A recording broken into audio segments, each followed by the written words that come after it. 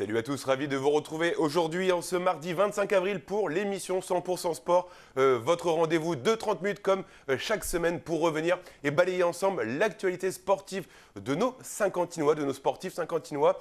Et on a des bonnes nouvelles et des moins bonnes nouvelles à partager avec vous durant cette demi-heure d'informations sportives. On va commencer tout de suite avec le sommaire de cette émission. On va revenir sur la rencontre du SQV, le match 3 qui avait lieu samedi soir en Gironde du côté de Saint-Jean-d'Ilac. Les Saint-Quentinois n'avaient pas le droit à l'erreur et devaient s'imposer pour rêver de finale dans ces playoffs de Ligue B. On en parle dans quelques instants. On parle également de basket avec la très belle victoire du SQB à Denain. Les joueurs de Julien Mahé se déplaçaient dimanche après-midi du côté de Saint-Chamond. Un match compliqué puisque les joueurs de Saint-Chamond disputent actuellement le maintien en Pro B. On reste dans le basket et on parlera cette fois-ci de basket féminin avec le premier tournoi féminin organisé à Saint-Quentin par le club du SQBB JSC, un tournoi départemental et régional. On parlera également de handball puisque le SQHB arrive dans la fin de la saison de N2 et garde en cap l'objectif de se maintenir en N2. Et ça passait par samedi soir avec la réception de la Lanterne Rouge, l'équipe d'Ivry. Et on terminera par une belle opération qui avait lieu samedi après-midi sur la place de l'Hôtel de Ville de Saint-Quentin. Une opération village Planète Sport, un village sur le sport et sur la prévention et la sensibilisation forcément, puisque c'est également la journée de la Terre organisée par le Conseil des jeunes de la ville de Saint-Quentin. Mais on va rentrer tout de suite dans le vif du sujet et on va parler de volley après avoir dominé le match retour. C'était la semaine dernière, souvenez-vous, à Saint-Quentin du côté de Pierrat. Le Saint-Quentin volley n'avait pas le choix que de s'imposer en terre girondine face à Saint-Jean-d'Ilac pour espérer décrocher son ticket pour la finale des playoffs de Ligue B. Et malheureusement, les choses ne sont pas vraiment passées comme on l'aurait souhaité, comme on aurait voulu, avec une lourde défaite malheureusement pour les Saint-Quentinois. 3-7-0 dans ce match 3. Et par la même occasion, le SQBB voit son rêve d'accession en finale pour la deuxième saison consécutive s'envoler malheureusement, même si on y a cru à des moments, surtout lors du match 2 où Saint-Quentin avait vraiment réalisé le match quasi parfait. Dans ce match 3, le tournant du match, c'est clairement dès le premier set, car le Saint-Quentin volley avait plutôt bien commencé ce match, un petit peu encore une fois comme le match 2, bien rentré dans la rencontre, mais malheureusement, c'est Saint-Jean-d'Ilac qui va convertir la première balle de set 25-23. Et entre nous, qu'on se le dise, le point est plutôt litigieux. Je pense que vous avez tous regardé et regardé cette vidéo. L'attaque de Daniel Bala est annoncée faute alors qu'elle semble être plutôt régulière. Malheureusement, des coups de sifflet, ça fait partie du jeu et on ne refera pas l'histoire. Même s'il faut se le dire, à 1-0 pour Saint-Quentin, les choses auraient pu être différentes pour la suite de la rencontre. Malheureusement, encore une fois, on ne va pas réécrire l'histoire. Les joueurs performants du Saint-Quentin volley habituellement ont eu un rendement un peu inférieur que d'habitude. Si je parle un peu de Daniel Bala qui a été simplement moins en réussite que d'habitude avec un 33% simplement de réussite, 3 fautes au service. On attendait forcément un Brésilien, Daniel Bala, bien plus à son avantage, comme on l'a vu lors de la saison régulière, mais également lors des premiers matchs de play-off. Si on parle également de Jérôme Claire, qu'on n'a pas beaucoup vu, pas vraiment au rendez-vous pour son dernier match sous les couleurs du SQV, on en parlera après bien évidemment. Un seul petit point pour lui à son compteur. Et forcément, quand les joueurs clés n'arrive pas à se démarquer comme ça, c'est compliqué pour performer et aller décrocher une victoire. Il faut quand même tout de même admettre la supériorité de l'équipe adverse qui a vraiment fait forte impression encore une fois samedi dernier, vous l'avez vu, notamment au bloc, c'est clairement la clé du match pour les joueurs girondins. Un deuxième set qui est moins disputé et à l'avantage des locaux une nouvelle fois, 25-18.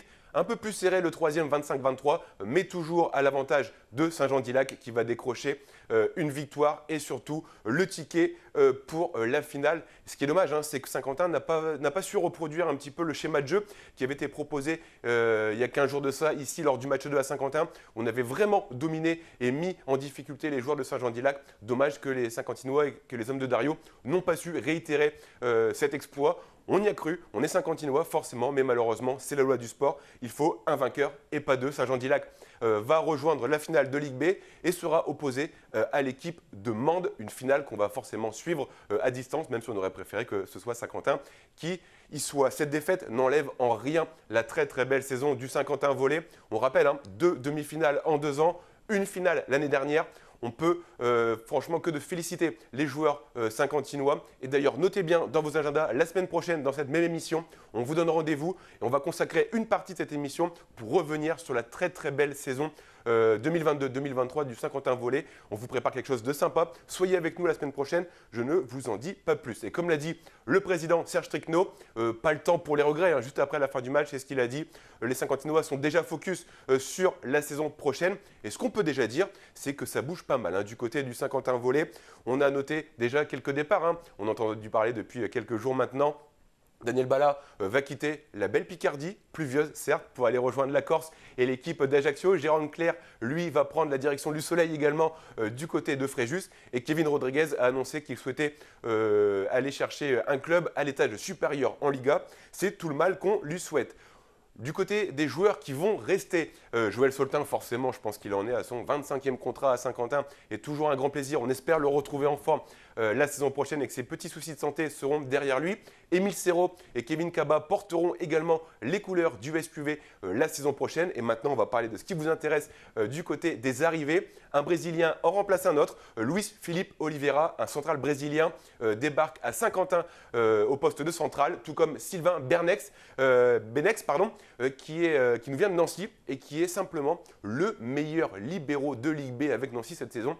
Un renfort de poids sur qui Dario pourra compter. Et je vous donne encore le rendez-vous la semaine prochaine. Une partie de cette émission 100% Sport sera consacrée, une petite rétrospective de la belle saison du Saint-Quentin Volley. Et franchement, messieurs, on est vraiment fiers de vous, même si on aurait préféré aller en finale, puisqu'une finale, ça ne se joue pas, ça se gagne.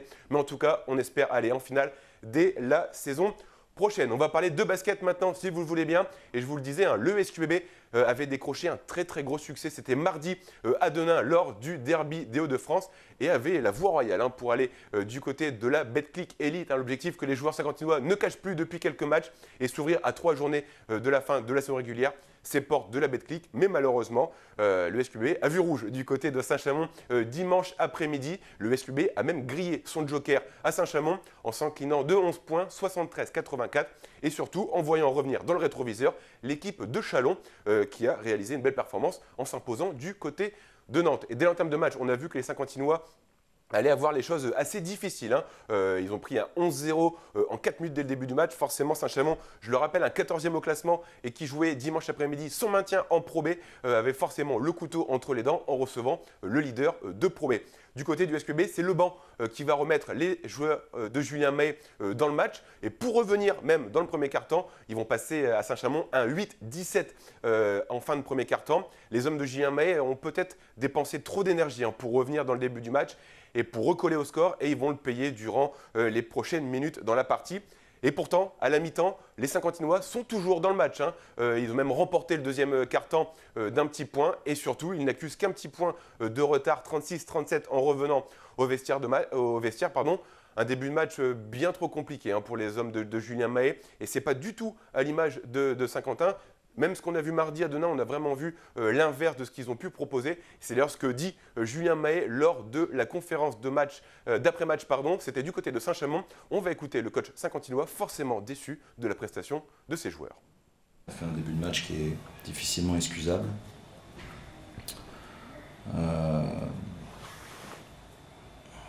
Donc il a fallu que les joueurs qui ont débuté sur le banc reprennent le cours du match, ce qui a été fait. Mais tout au long de la rencontre, on n'a jamais su installer le rythme défensif qui aurait dû être le nôtre. Donc Saint-Chamond est une équipe qui joue bien. C'est quand même un peu la réalité de la Pro B ce soir. C'est quelqu'un qui vient à la salle sans connaître le classement ne peut jamais penser que le classement des deux équipes est celui-ci. Et la victoire est complètement méritée pour Saint-Chamond. Nous, on s'est fait botter les fesses toute la soirée. On a été incapable de faire 3 stops de suite, on a été extrêmement maladroit et puis ensuite, avec la frustration, on a perdu la tête. Donc, et puis on est battu par une équipe qui joue un peu comme nous. Nous, je le dis souvent, c'est notre force et notre faiblesse, on joue à 10. On n'a pas vraiment de garçons qui dominent. Et du coup, il y a régulièrement des matchs où on a du mal à aller chercher 1 ou 2 joueurs qui puissent nous ramener. Et donc ce soir, c'est ce qui s'est passé. Alors qu'en face, eux, ils ont déroulé à 10. Avec... tout le monde est présent, tout le monde met des points, Ils ont mis aussi des paniers de talent à un moment donné, hein, qu'ils n'étaient pas obligés de mettre, mais c'est des soirées comme ça, et donc on n'a rien stoppé. On n'a pas forcé de turnover, on les a laissés à 53%, 42 à 3 points, donc c'est tout ce qu'ils voulaient. Donc du coup, il y a impossibilité de gagner le match. Donc c'est pas une surprise. C'est pas une surprise, en tout cas c'est une défaite qui va peut-être laisser des traces, en tout cas on ne le souhaite pas hein, pour les joueurs du Saint-Quentin Basketball. Et au retour des vestiaires, le SQBB va laisser filer Saint-Chamond au score et va même compter 13 points de retard à un moment, 63-50, en difficulté en deuxième mi-temps. Les Saint-Quentinois ne vont jamais réussir à revenir.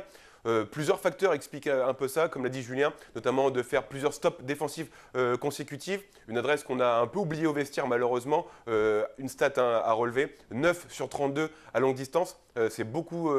C'est beaucoup, en tout cas si on veut réussir à s'imposer. On sait que Saint-Quentin, l'adresse, ça va, ça vient. On a vu des matchs cette saison où l'adresse était quasi folle. Et on a vu des matchs comme dimanche où malheureusement l'adresse est aux abonnés absentes. On sait que ça reviendra forcément et on l'espère en tout cas dès vendredi. Malmené durant tout le match, le SQB n'a jamais explosé en vol. Ils ont au pire été menés de 15 points simplement. Ils ont même peut-être réussi à inverser, ou du moins à espérer inverser la tendance dans le dernier quart-temps. Mais malheureusement, dans le dernier quart, les Bleus vont prendre 5 fautes personnelles dans les 3 premières minutes très rapidement. Et ça va justement ne plus permettre de mettre de l'intensité en défense et faire des fautes et pour permettre aux joueurs de Saint-Chamond de se retrouver assez rapidement sur la ligne des lancers francs.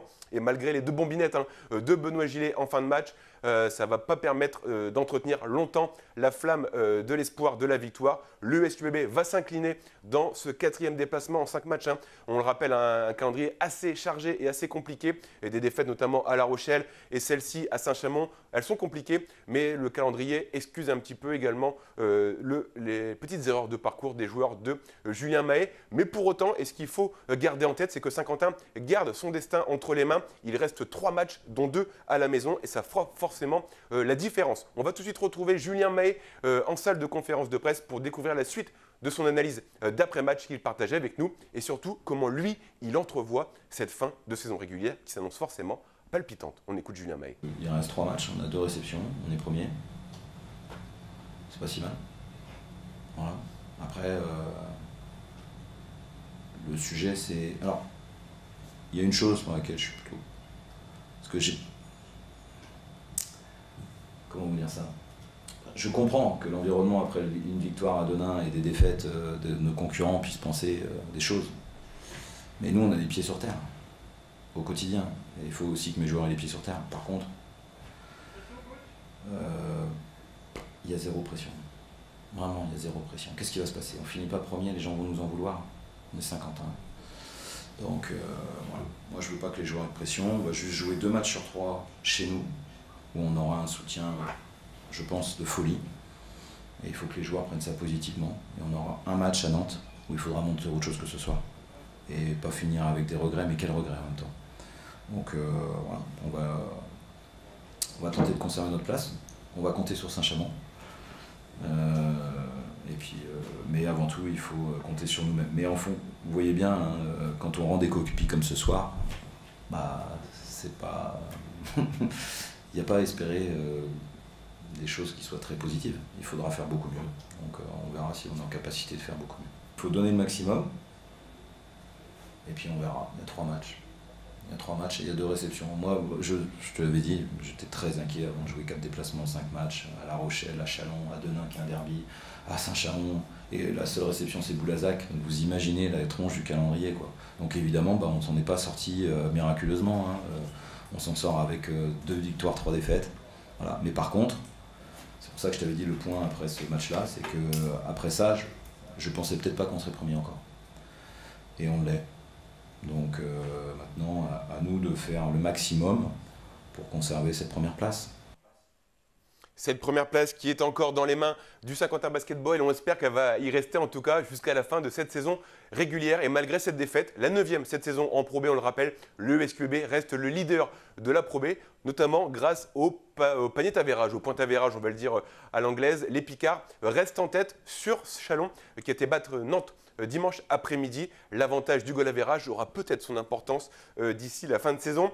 Et je le disais il y a quelques instants, 3 matchs, 3 finales pour le SQBB. dès Antibes, dès vendredi avec la réception d'Antibes, ensuite un déplacement à Nantes et la réception d'Angers pour terminer la saison régulière. Ce sera le 12 mai prochain. Voilà, 3 matchs qu'il va falloir forcément remporter pour éviter de se faire peur, de regarder à droite à gauche et d'avoir notre destin entre les mains. Je le disais, et ce que je peux déjà vous dire, c'est que le match de vendredi est déjà à guichet fermé depuis hier. C'est dire l'engouement derrière les joueurs du Saint-Quentin Basketball, puisqu'on n'a jamais été aussi près du dénouement de cette saison et surtout peut-être de l'accession tant rêvée en Betclic Elite. Mais ça, on en reparlera bien évidemment vendredi. Victoire obligatoire pour les joueurs du Saint-Quentin Basketball. Et comme l'a dit Julien, un petit peu en blaguant, on va compter aussi sur Saint-Chamond puisqu'ils vont aller affronter les Chalons ce week-end. Et une victoire de Saint-Chamond permettrait à Saint-Quentin de reprendre une petite victoire d'avance, ce qui est dire la saison de Pro B est loin d'être terminée. On va rester dans le basket, mais on va parler de sport féminin et de basket féminin qui se développe sur notre territoire, et ça pour notre plus grand plaisir, puisque samedi dernier, le SQB JSC organisait son premier tournoi féminin U13 niveau départemental et régional au gymnase Bertrand Gamès de Saint-Quentin. Plusieurs équipes étaient présentes, Marny, Templeuve, Guise, Neuville, Enferrin ainsi que Gauchy qui se sont affrontés durant toute cette journée. Une organisation qui avait lieu sous la houlette de Christophe Horn, directeur sportif du club. Nos équipes y étaient et on découvre tout de suite le résumé de cette journée 100% féminine. Le basket féminin était à l'honneur ce week-end à Saint-Quentin. En effet, le SQBB JSC organisait son premier tournoi U13 avec des équipes venues de l'ensemble de la région des Hauts-de-France. Une première plutôt réussie pour Christophe Horn, responsable au sein du club. L'idée est devenue déjà, il y a une idée de redévelopper les tournois depuis en gros la fin de la crise sanitaire. En filles notamment parce qu'on veut développer le basket féminin et à l'heure d'aujourd'hui, ça fait 30 ans que je suis au club, je crois que j'ai jamais vu un tournoi féminin. Et en plus, le tournoi est aussi sur le week-end. Il y a eu 13 aujourd'hui et 11 demain. Parce que demain, c'est un projet BPGEPS, notamment de Bastien Parent qui est espoir chez nous, qui fait tournoi U11 demain pour son projet BPGEPS. Donc je vais essayer de rentabiliser le week-end et faire un tournoi aussi U13 région pour réunir les meilleures équipes. C'est simple, j'ai pris les codes poules de la région, j'ai pris toutes les équipes qui jouent en région. Donc c'est à peu près une vingtaine d'équipes en filles seulement parce qu'on n'est pas très riche. Et j'ai contacté tous les coachs et 7 m'ont répondu, enfin 6 puisque nous on n'a pas pu faire d'équipe. Donc j'ai eu 6 coachs qui m'ont répondu, notamment dont des bons clubs comme Templeuve qui caracolent en tête du championnat. Comme on s'est retrouvé le but c'était de faire un tournoi à 8 de poules et de faire des phases finales. On s'est retrouvé à 6 dans cette dernière semaine parce qu'on n'a pas pu aligner ni nous d'équipe, malheureusement, ni d'équipe de... On voulait faire une sélection de laine mais il y avait trop d'absence. Donc on s'est retrouvé à 6, mais on est resté sur la formule de travailler sur la journée. Donc les coachs étaient tous d'accord pour qu'on fasse une poule de 6, tout le monde se joue. On fera un classement général à la fin qui déterminera le gagnant du tournoi, mais sous forme de poule, donc il n'y aura pas de phase finale, de finale. Le but c'est de faire travailler les gamines.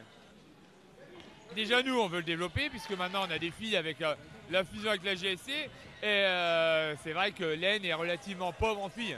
Il y a déjà des coachs qui m'ont demandé si j'allais le refaire l'année prochaine, donc déjà c'est une source de réussite. Après une journée de compétition, c'est l'équipe de Templeuve qui s'adjuge cette première édition, qui c'est certain, fera son retour dès l'année prochaine.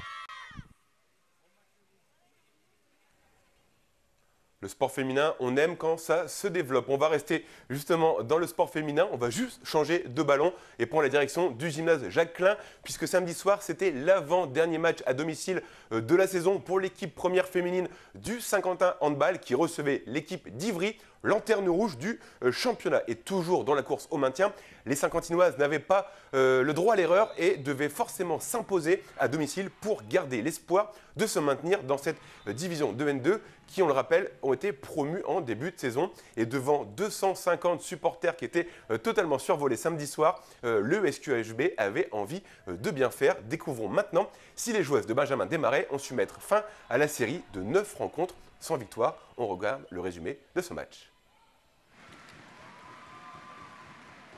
Samedi soir, le SQHB a renoué avec la victoire face à la lanterne rouge, l'équipe d'Ivry.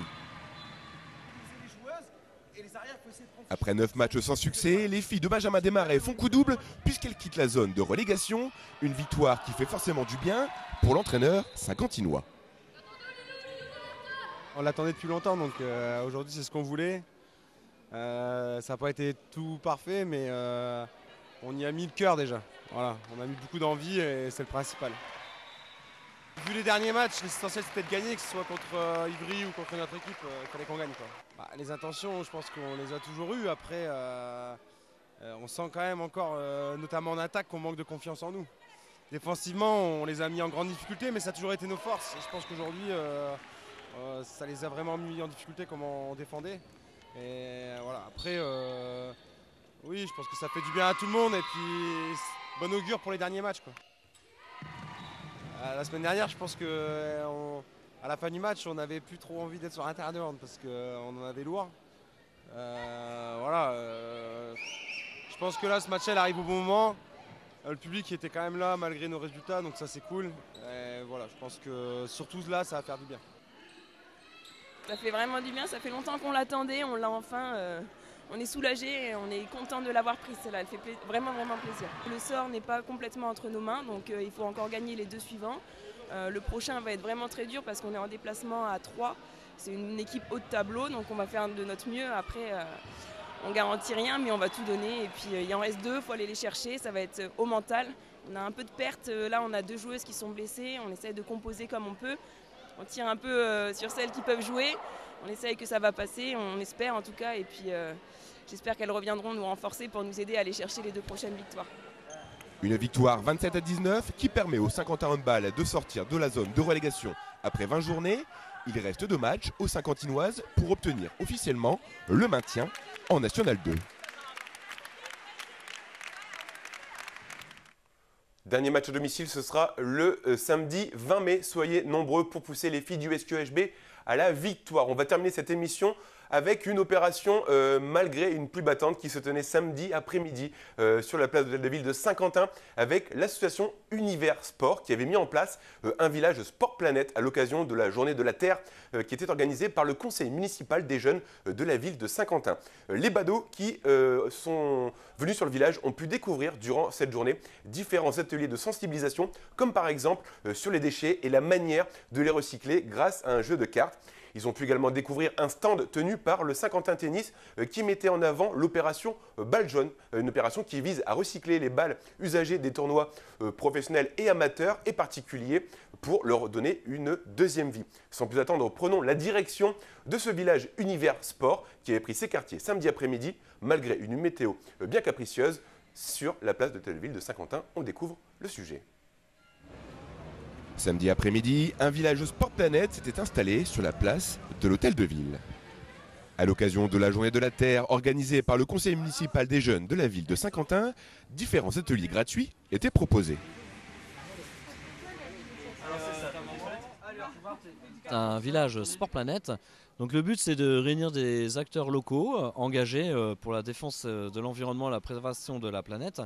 Nous, on a du coup une quinzaine d'ateliers de sensibilisation au Sport Planète Santé, comme le vélo smoothie, comme l'atelier Tawashi, qui permet de réemployer des choses au lieu de les jeter. On a la fresque du sport, la fresque du climat, différents ateliers de sensibilisation donc au Sport Planète Santé pour que les gens aient envie de se bouger pour leur corps et la planète. Et être acteur du changement et faire des actions concrètes pour préserver l'environnement tout en se faisant plaisir et tout en faisant du bien à leur corps. Malgré la météo, il n'y a pas une grande affluence, mais malgré tout, il y a des gens qui sont venus, s'ils étaient au courant de l'événement ou ils passaient par là, ils ont vu qu'il se passait quelque chose. Et les gens, oui, se sentent concernés.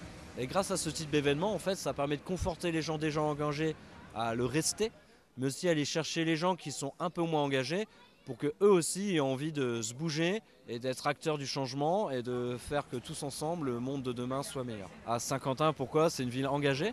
Nicolas, le fondateur de l'asso, était passé à Saint-Quentin en 2021 pour son premier Tour de France en courant. Il est repassé cette année à Saint-Quentin quand il a fait ses 110 marathons en 110 jours pour le climat. On a de très bonnes relations avec Saint-Quentin, qui est une ville donc engagée, avec qui on a eu envie de faire ce projet. Donc ils nous ont aidés à sa réalisation, donc en nous permettant d'être présents, en finançant tout ça. C'est forcément, il y a toujours des problèmes de budgétisation de nos actions, c'est jamais évident. Donc c'est un véritable partenaire, une ville vraiment engagée et qui voulait proposer aux Saint-Quentinois des choses liées au développement durable et à la préservation de notre belle planète. Préserver notre planète, ça passe aussi par le sport et ce genre d'événement en est un parfait exemple. On termine cette émission comme d'habitude, comme chaque semaine, avec des résultats. Et on va commencer par le foot sur la pelouse d'un concurrent direct au maintien en N2. L'OSQ, malheureusement, s'est incliné à Besançon, 3-2 alors qu'il menait 2-1 à 20 minutes de la fin. Il reste 5 matchs à l'OSQ pour tenter de se maintenir en N2. On rappelle, cette année, il y a 5 descentes dans ce championnat et les Saint-Quentinois occupent actuellement la 13e place. On rappelle que l'OSQ reçoit samedi après-midi, samedi à 18 h au stade Paul de Brézy, l'équipe de Créteil qui est 4e au championnat. 5 matchs, 5 finales pour les Olympiens et on espère que ça commencera dès ce week-end avec une victoire sur leur pelouse. En tennis, on va parler du Saint-Quentin Tennis avec Aubane Marival qui est devenue championne de France par équipe en remportant le challenge national 9 ans le week-end dernier à Balma. Bravo à elle. Saint-Quentin est une terre de champions et on aime le rappeler. On va parler de BMX avec Mathilde Hugo. Je sais que ça fera plaisir à Bernard. Mathilde Hugo a décroché ce week-end la 3e place de la Coupe de France avec 93 points et une place qu'elle va devoir défendre dans quelques semaines. Ce sera les 20 et 21 mai prochains du côté de Limoges. On va parler de natation maintenant pour terminer. Et avec de la pluie, mais la pluie comme on aime, puisque c'est une pluie de médailles pour le SQN au Master ce week-end. Romain Decroix a décroché la médaille d'or et est devenu champion de France DN2 sur 50 mètres. Il a également pris la 2e place du 100 mètres. Et son coéquipier Denis Soirfec est devenu, lui, vice-champion de France DN1 sur le 50 mètres brasse et 3e sur 100 mètres 4 nages. Bravo à vous, bravo messieurs. Voilà, on arrive déjà à la fin de cette émission. Je vous donne rendez-vous déjà mardi prochain pour les amateurs de volley. On consacrera une large page à la saison 2022-2023 du Saint-Quentin Volley qui vient malheureusement de s'achever. On aurait aimé qu'elle dure un petit peu plus longtemps, mais malheureusement, c'est le sport. Et rendez-vous d'ores et déjà vendredi sur les antennes de ma télé puisque le match SQB Antibes est déjà à guichet fermé. Alors rendez-vous sur ma télé à partir de 19 h 45 pour suivre ce match. Il en reste 3 pour éventuellement décrocher une montée en Betclic Elite. Passez une très très belle soirée, une bonne semaine et d'ici là, sportez-vous bien. Ciao.